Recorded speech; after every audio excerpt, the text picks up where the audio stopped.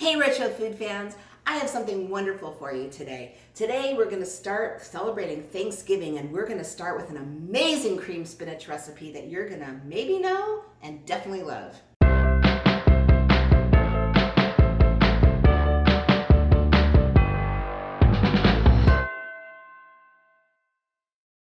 This is YesterKitchen and I'm Jill. So today we are going to start part one of my three-part Thanksgiving series. We're going to make 2 side dishes and 1 dessert, and I'm going to have you so covered for Thanksgiving. But before we start, I'm going to give a big shout out thank you to the Baking Diva. You don't know the Baking Diva? She has an amazing channel here on YouTube, and if you haven't seen her, she is adorable. Her husband is the cameraman, and she's always up to something adorable and cute. So I highly recommend you go check her out. She just gave me the most wonderful shout out and made a whole video about YesterKitchen. So I just want to say thank you so much, Diva Dolores, and let you know how much I appreciate it. And like I said, I'm going to put her channel in my description. If you haven't seen her, please go check her out. She is wonderful. So today is part 1 of our Thanksgiving series. There's going to be 3 parts. We're going to make 2 side dishes and 1 dessert, and you're going to love them all. Today we're going to start with creamed spinach, and not just any creamed spinach, but the creamed spinach from Lawry's the Prime Rib, who happens to be one of my favorite restaurants. I've been going there since I was about 3 years old. Lawry's has been around since 1938, and actually they were one of the very first restaurants to serve a tossed green salad before dinner. And they were the first restaurant to serve creamed spinach and baked potato with prime rib. Now it's just such a common combination, they started it. If you don't know about Lawry's the Prime Rib, here's a couple pictures from when they were way back from 1938 when they were just getting started. They actually created big stainless steel domes that they would put the prime rib in, and the spinach and the mashed potatoes. And they would wheel them to the table, and the chef would carve the prime rib right in front of the customer and make the whole plate in front of the customer, and they would get served right from these beautiful domes that are still used today. I'm sure most of you know about Lawry's the Prime Rib, and hopefully most of you have been to Lawry's the Prime Rib. It's the best prime rib in my humble opinion ever. But anyway, they have this creamed spinach that I've been making for Thanksgiving for years, and I'm gonna make it for you right now. Okay, this is so easy. So the first thing you're gonna do is you're gonna take 2 10-ounce packages of frozen chopped spinach. And I've already have the end goal right here. But what you're gonna do is you're gonna defrost them completely, and then you're gonna drain them completely. And how I drain them is just so easy. Once it's completely thawed out, I actually take a dish towel. This one is not clean. You want an impeccably clean towel, but I'm just gonna kind of show you. I put all the spinach right in the towel, and I wrap up the spinach and I kind of squeeze out all the water.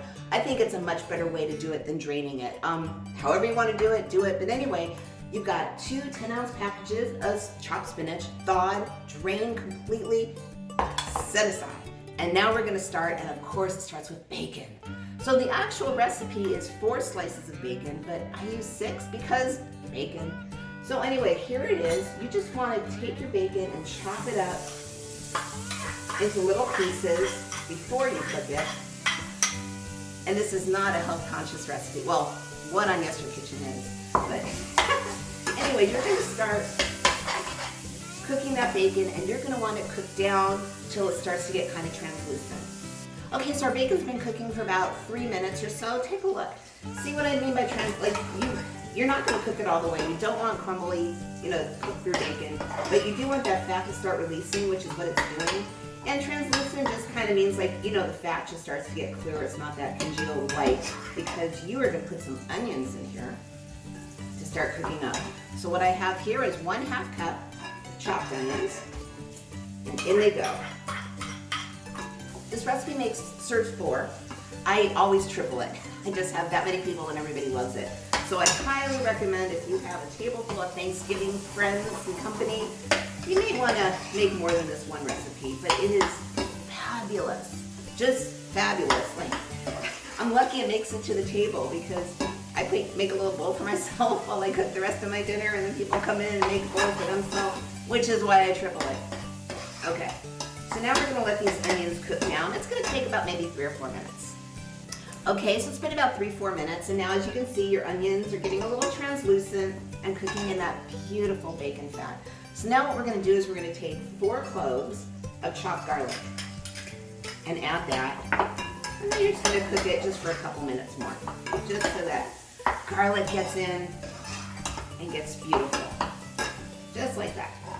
So I can really smell the garlic now, which means it is starting to cook. And look at that beautiful mixture. Bacon, onions, and garlic. How can you go wrong? Oh my God, I love Thanksgiving. Do you? I know a lot of people go around and say what they're thankful for Thanksgiving. So I'm gonna say one thing in every episode. The first thing is my family. I have the best family. 6 kids, 1 husband, 2 grandkids, a daughter-in-law, and they're just all amazing. Love you all. And actually, you're gonna see a couple special guests when I do my December holiday episodes. Anyway, back to the pot.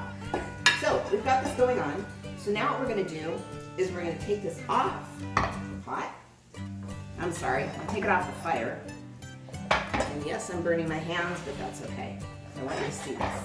Okay, so now what we're gonna do is we are gonna add 2 tablespoons of flour, and you just wanna kind of stir it in before you do anything else so it all gets into that grease.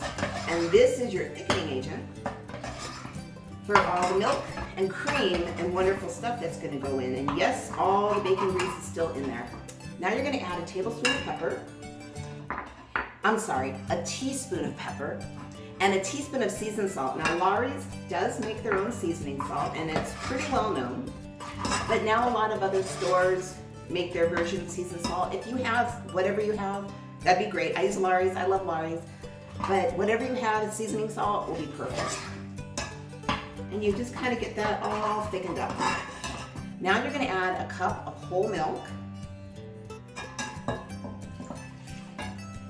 and a cup of half and half. See, it keeps getting better. Okay, then we're gonna stir that up and we're gonna put it back on the fire.